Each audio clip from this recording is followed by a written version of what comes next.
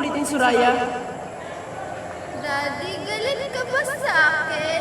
Ano sa tingin mo? Daddy, huwag ka nang magalit sa akin. Paliguan natin si Cassandra. Sinabi mo ba?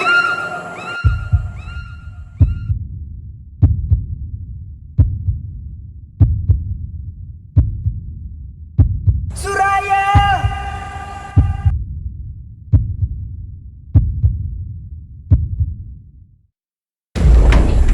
Suraya! Anak! Suraya! Suraya! I hate you, Dad. Suraya! Patawarin mo ako!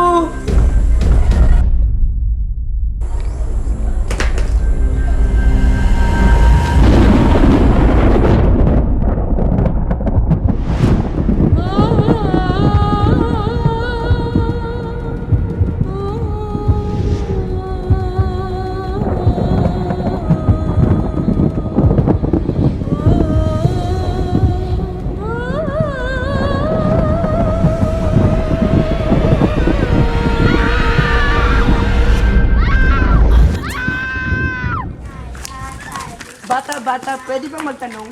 Ano po yun? May napapansin ba kayong kakaiba dyan sa Oo, bahay niya? talagang po. Meron po, minsan. Nakita ko po dyan na babaeng bata na naglalaro ng magita. Hindi ba kayo natatakot? Natatakot po minsan. Sige, salamat. Salamat din.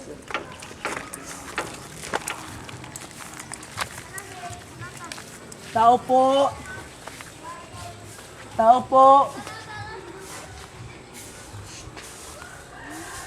Opo! Sino po sila?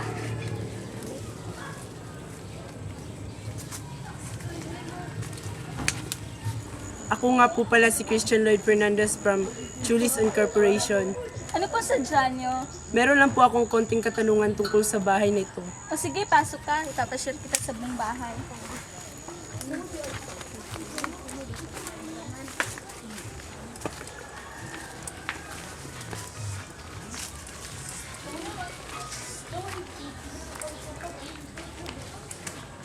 Lika. Luma na pala itong bahay, no? Oo, masyadong naman na to.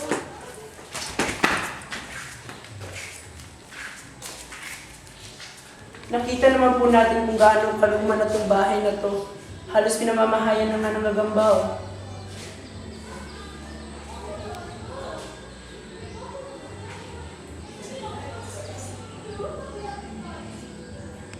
Rika, dun tayo sa Teresa Magusa.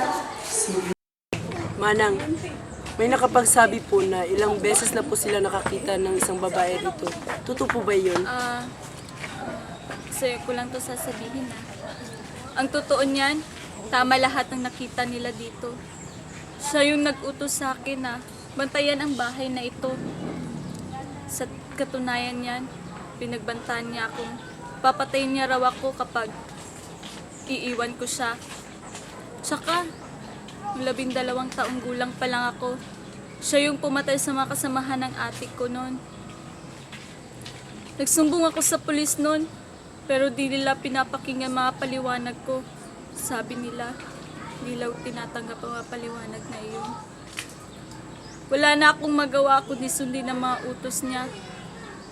Humingi ako ng tulong sa otoridad, pero di nila tinanggap ako. Imbis na tulungan nila ako, ay pinagtatawanan nila ako. Kaya hanggang ngayon, nakatali pa rin ako sa mga kagustuhan niya. Maari mo po bang ipaliwanag ang mga nangyari? Nanggaling kami noon sa mountain climbing. Sa katunayan, di talaga ako kasama noon. Inasama lang ako ng daddy ko dahil may lakad sila ni mami. At saka, walang magbabantay sa akin sa bahay. Kaya ayun, palagi na lang ako nakabuntok sa ate ko. Iba-iba mga kasama nila ate.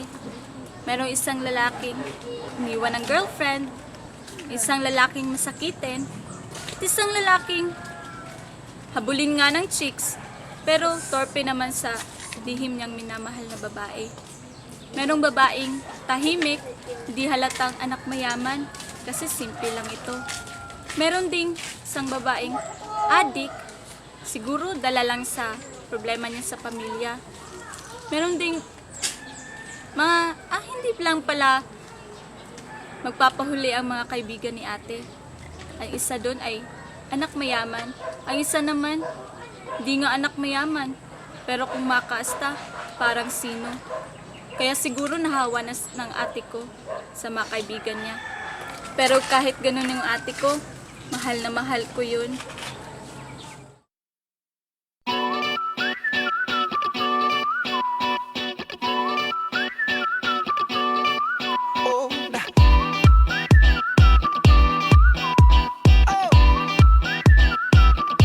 Just shoot for the stars. If it feels right, then aim for my heart. If you feel like it, take me away and make it okay. I swear I'll behave. You wanted control. Waited, I put on a show.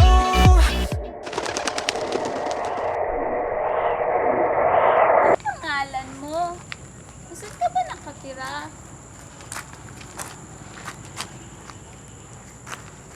Uy, may bahay oh. Halika, sabihin natin kina ate. Nakakatakot naman dito. Sige, maglalaro na lang tayo dito ah. Halika.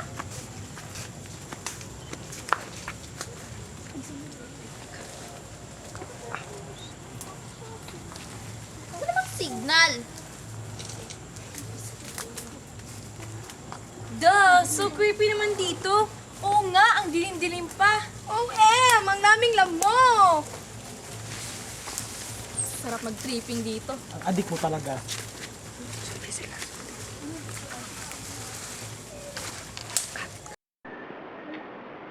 Sketching buhay to. Kung kailan pa ako nagseryoso, dun ko gagaguhin.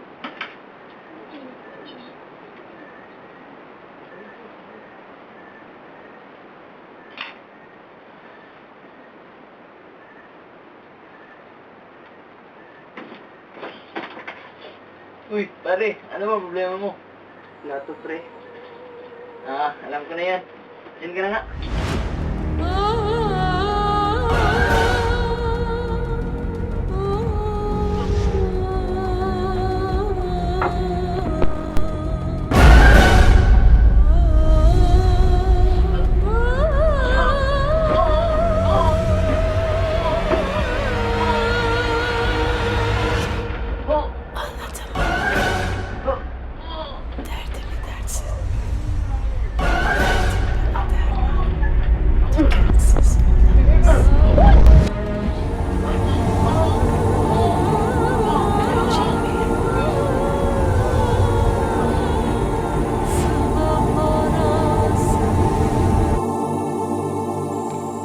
Teka, nasaan na kaya yung kapatid ko?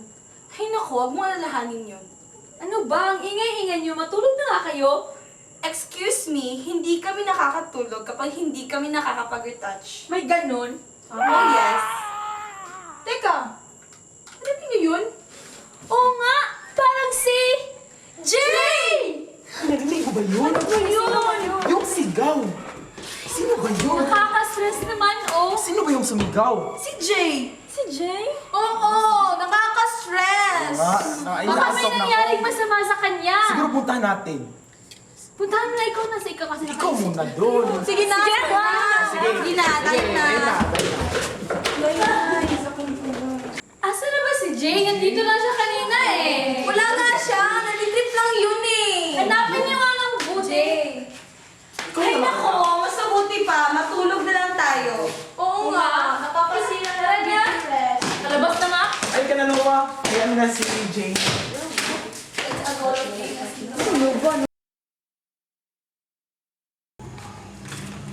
Nakababantot naman dito. Nahihina ako.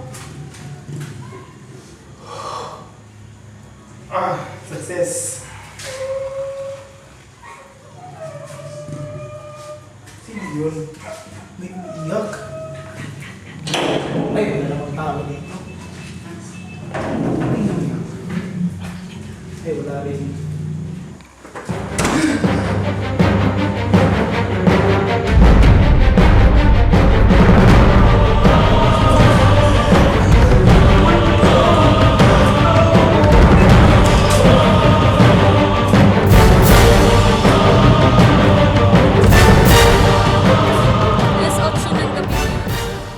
nagyaya si Marie na maligo sa pool.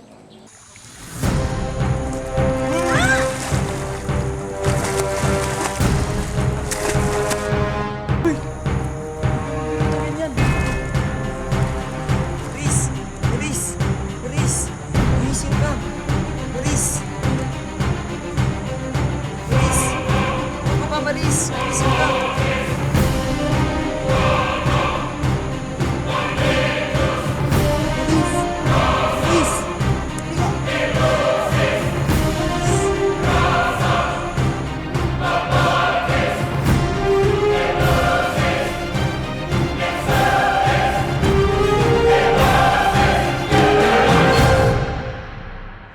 Ah, may pool po pala dito.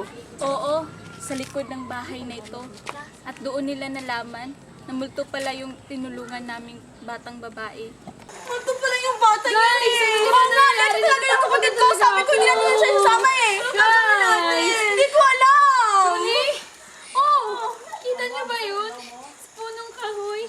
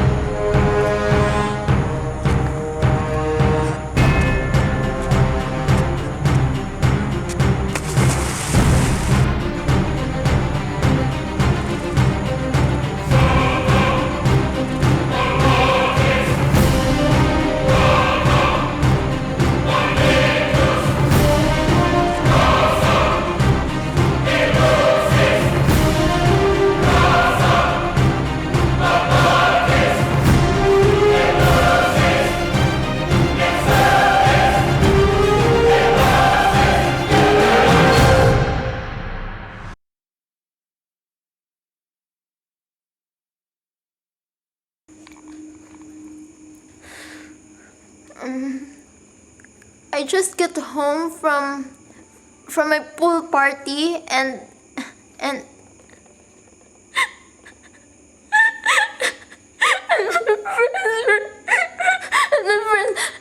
my friends were dead.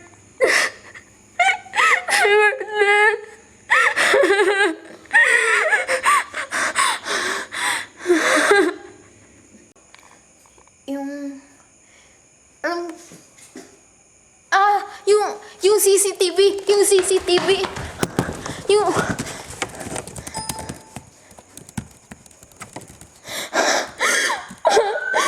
nandito nga.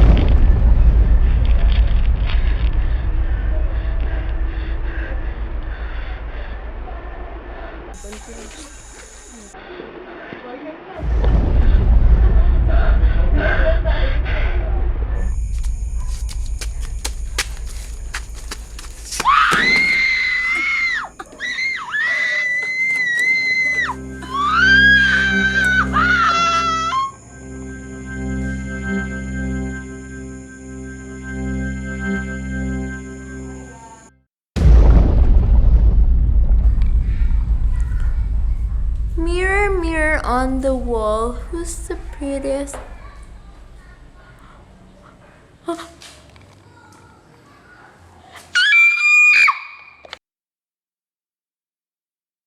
Paano niyo po nalaman ang lahat-lahat ng mga nangyari? Kinulong niya ako noon sa isang lugar. At sabi niya sa akin, wag daw akong lalabas, babalikan niya lang daw ako. Ngunit ang tagal-tagal niyang bumalik, kaya naisipan kong lumabas. At paglabas ko, doon ko nakita si Marie na wala ng malay. At napansin ko yung camera sa tabi ng katawan niya. Malaman kong buong katotohanan, dali-dali akong tumakbo. Ngunit, naabutan niya ako. Sino po ba ang misteryosong batang babaeng ito? Si